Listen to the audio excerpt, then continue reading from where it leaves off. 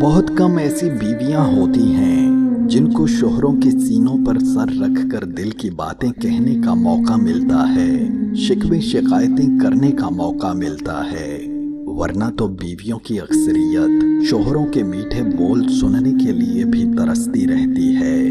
دوستو، اس کی سب سے بڑی وجہ مجبوریوں اور سمجھوتوں سے ہوئی شادیاں ہوتی ہیں، جن میں ضرورت سے زیادہ کچھ نہیں ہوتا، اور ضرورت بھی دونوں میں سے کسی ایک ہی کی پوری ہوتی ہے۔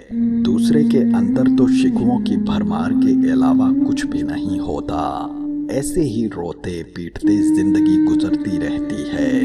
جب احساس ہوتا ہے تب وقت گزر چکا ہوتا ہے، زندگی کی رنگینیاں ختم ہو چکی ہوتی ہیں، یا ساتھی ہی اللہ کو پیارا ہو چکا ہوتا ہے۔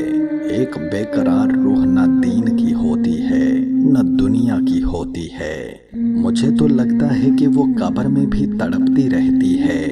ہماری زندگیوں کے فیصلے کرنے والے خود تو اپنا بوجھ سر سے اتار کر پھینک دیتے ہیں، اور ہمیں مرنے کے بعد بھی سکون نصیب نہیں ہوتا۔